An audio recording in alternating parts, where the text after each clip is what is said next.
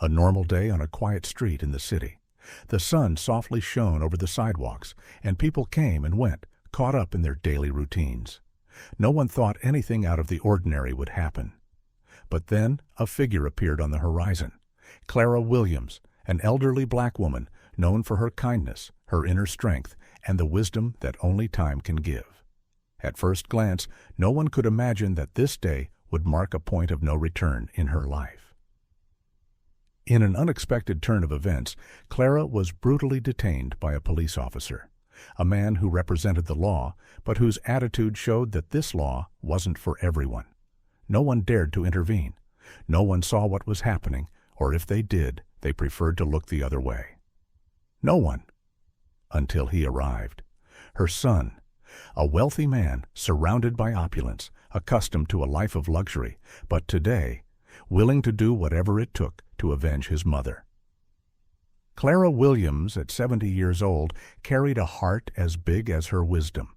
The woman who had dedicated her life to giving, teaching, and protecting her family now found herself lying on the ground, humiliated, under the indifferent gaze of the system. Because the system didn't see her. It didn't hear her. It only saw what it wanted to see. Now that you know a bit about Clara's story, tell us, have you ever witnessed a situation where someone was unjustly treated and no one did anything? Leave us your comment below. We want to know your opinion. And don't forget to subscribe to the channel so you won't miss the next chapters of this story. The fight for justice is just beginning. It was a peaceful afternoon, with the sun casting a golden glow over the streets and the soft air caressing the skin. Clara Williams, a 70-year-old woman, was walking along the sidewalk toward the neighborhood market. Her steps were slow but steady, like someone who had lived long enough to appreciate the small things in life. Each step reflected the serenity of a woman who had learned not to rush. Clara was not a striking figure. Her white hair, gathered in a simple bun, and her modest dress were a reflection of her humility. But that afternoon, something was about to change, something that no one could have foreseen. "What are you doing here, ma'am?" The voice of the police officer cut through the air. His tone was harsh, devoid of any kindness. Clara looked up, surprised. She didn't understand why, of all moments, a police officer was stopping her in the middle of the afternoon, in her own neighborhood. A neighborhood where she had lived her entire life, where she had never caused any trouble. What made her a threat? The officer had no reason to stop her, but that didn't seem to matter. The truth was, at that moment, Clara was invisible to the system. Simply being an older black woman, seemingly vulnerable, made her an easy target. A figure for the power of a uniform to exert itself upon. The officer, upon seeing Clara, probably didn't see a person. He saw only an opportunity to wield his authority unfairly. And in his mind, that justified anything. "Why are you stopping her?" came a voice from the crowd that was beginning to gather. No one intervened yet, but the pressure was palpable. Clara tried to respond, her words flowing with difficulty, but in her tone there was the calm of someone who knew the truth was on her side. "I haven't done anything," she says, her voice trembling but firm, lifting her head. Her dignity remained intact. But that wasn't enough. The shove, the force, the fall. Clara never saw the violence coming. A harsh yank, a push. The woman who had always walked with grace now hit the ground with an unnecessary violence. The camera captures her face in slow motion. Fear, disbelief, and anger flicker in her eyes. But more than anything, a profound sadness. She wasn't fighting. She hadn't done anything wrong. She had simply been walking on the sidewalk. No one lifted a finger. No one helped her. The police didn't see her as a mother, a grandmother, or a neighbor. They saw her only as a figure to be subdued. The only justification for their actions was the color of her skin. Clara's mere presence, her calm walk, seemed to be a threat to this officer, who for some reason decided that she needed to be stopped. "Enough, ma'am. Don't make me do more work than I already have," he shouted, looking at her as though she were a nuisance. Clara, with great effort, slowly gets up, but her legs tremble, not only from the fall, but from the humiliation of being treated that way. And on her face, a single question resonates. Why? The camera lingers for a moment on Clara's eyes, her face marked by both physical and emotional pain. It's a portrait of dehumanization, a reflection of how sometimes the system reduces people to numbers, to statistics, without seeing their humanity. In her mind, Clara probably remembered all those years of struggle, hard work, and love for her family, and wondered why, at her age, she had to face such humiliation. But beyond the sadness, what Clara felt was rage. Rage for being rendered invisible. Rage for being just another victim. This moment is not just a confrontation.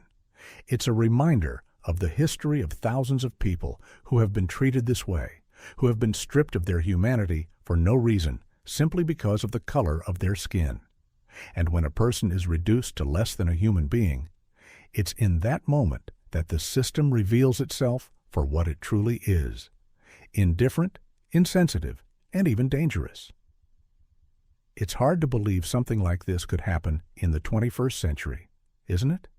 What do you think? What should the officer have done?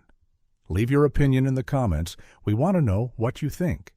And if you haven't subscribed to the channel yet, make sure to click the subscribe button and activate the bell, because there's much more to come. As Clara fell to the ground, her body struck by the hand of authority. In another part of the city, her son, Daniel Williams, received the call that would change his life forever. Daniel was a successful man, a millionaire businessman who had built his fortune from scratch. On the outside, it seemed like he had it all: luxury cars, a stunning mansion, and a growing business empire. However, no one could see the truth behind that facade of success. No one knew what it meant to be Clara's son. The message was clear. His mother, the woman who had raised him with so much love, the woman who had taught him to fight, to be brave, and never to give up, was now being mistreated in the street, as if her life meant nothing, as if her dignity was something that could be taken away without consequence. Daniel, though powerful, though wealthy, was, at that moment, nothing more than a son who felt the helplessness of knowing that his mother, his only refuge in the world, was suffering at the hands of someone who thought they were above the law. But what no one knew was that deep down, Daniel was not just a businessman. He wasn't just the face of a fortune. He had grown up with Clara, had witnessed the injustices she suffered throughout her life. He knew what it meant to be a witness to pain and humiliation, but he also knew how to respond to them. The fury inside him wasn't just a reaction to the violence against his mother. It was a buildup of years of watching his mother fight, suffer, and endure without anyone giving her the recognition she deserved. Now that pain Clara had silently borne would become something much bigger, something that couldn't be ignored. "It's time for someone to do something. I'll do it," Daniel murmured as he got into the car. The camera followed his every move, showing how his expression hardened with each mile he drove toward the place where his mother lay on the ground. Daniel knew what he was about to do wouldn't be easy. The system was corrupt, the powerful protected their own, and the police had the law on their side. But Daniel wasn't willing to let his mother become just another victim. He wasn't willing to let the brutality of one man go unanswered. Fear had no place in his heart, only an intense fire, the same fire Clara had passed on to him as a child, to fight for what is right, always, no matter the cost. But on that journey, Daniel wasn't just crossing the city. He was crossing an invisible line, the line that separates a man from what may be legal and what is morally right. The fury inside him wasn't only personal, it was a silent scream against a system that, many times, justifies violence when it's disguised as authority. As the city continued its course, oblivious to the pain unfolding on its streets, Daniel Williams was on a mission with no turning back. In his mind, the system had already failed. He knew that if he waited for justice through traditional channels, his mother would receive nothing more than empty promises. His heart beat with rage, with a silent cry for the justice that never came to Clara. The humiliation she had suffered at the hands of the police was not just a physical wound, but a deep wound in her dignity, one that he would never forgive. He wasn't going to wait for the system to solve it, not when his mother was lying on the ground, stained by humiliation. The time for promises, investigations, and long waits in courthouse hallways was over. Daniel had decided that justice could not be a luxury dependent on the hours the system was willing to invest. An unstoppable fury burned in his heart. He was no longer just a worried son. He was no longer the man who had seen injustice with his own eyes. Daniel had become something more, something society feared, a man determined to take control of his destiny and that of his mother. The camera focuses on his face, his eyes lighting up with cold determination. His breathing is deep, controlled, as if he were preparing something big, something no one could stop. You touched her," Daniel says in a deep voice, his tone calm but filled with latent strength. "Now you're going to listen." There's no fear in his voice, no hesitation, just an unstoppable certainty that his mother had suffered enough and that he wouldn't allow it to go unpunished. What he did next was a direct blow to everything that represented the corruption and indifference of the system. He used every resource at his disposal: his family's influence, the political contacts he had cultivated over the years, his vast business empire. Daniel was not going to let his mother's story become just another one of those that gets lost in the statistics. In minutes, everything that had been ignored by public opinion became a national scandal. This won't be just a local news story, Daniel thought, as he watched social media explode. The people's outrage was already in the air. Hashtags began to circulate like wildfire. Number Justice for Clara, number No More Abuses, number Clara Williams. The world was watching, and the media attention didn't stop. What Daniel had started wasn't just a response to the violence his mother had suffered, but an act of defiance against an entire system that had turned a blind eye to injustices, especially when it came to people like Clara. By making her pain a public cause, Daniel was not only demanding justice, but also revealing the harsh reality of how ordinary people and the most vulnerable were treated by those who swore to protect them. The power of justice Daniel was seeking was not just a right, it was a call to action. Because in the end, what Daniel did was something that resonated with every person who had ever felt that the system wasn't listening to them. Real justice isn't always handed down fairly. Sometimes it has to be demanded. It has to be fought for. It has to be taken. The whole world was watching now, and the truth could no longer be ignored.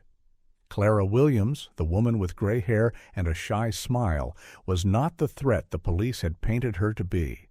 She wasn't a criminal. She was a victim, a mother who had been dragged by the force of abuse and injustice. And her son, Daniel, with his wealth and power, had made sure her story wouldn't be buried in the darkness of a system that often preferred to forget. The camera focuses on Clara standing before a crowd, her eyes reflecting a mixture of fear and hope. She knew that nothing could return the dignity that had been stolen from her, but something inside her had changed. She was no longer alone, and that in itself was a victory. Daniel hadn't just given her back her voice, he had made the entire world listen. The system finally began to do its job, but not by its own will. It wasn't because the institutions realized the magnitude of the injustice done to her. It was because someone with power, someone capable of forcing change, showed them it was too late to look the other way. Daniel had done more than just bring the truth to light. He had dragged the system out of its slumber, forcing it to move, as if the power of a story could awaken what many thought was impossible to change. Justice didn't come in the time it should have.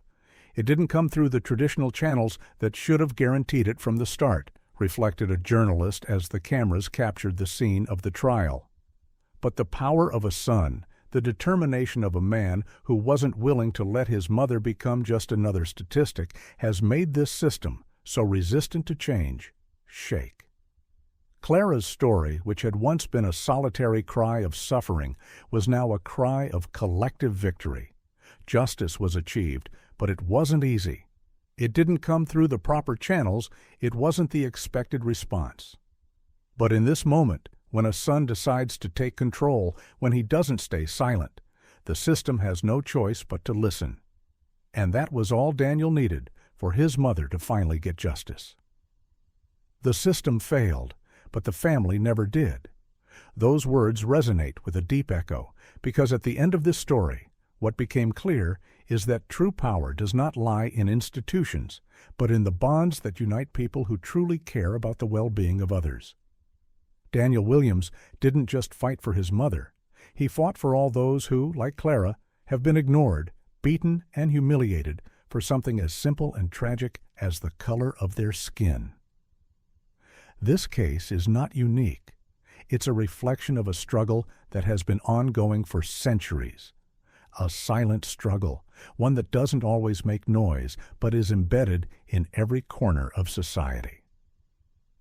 The injustices Clara lived through are not isolated. They are reflections of a system that often prefers to close its eyes to reality.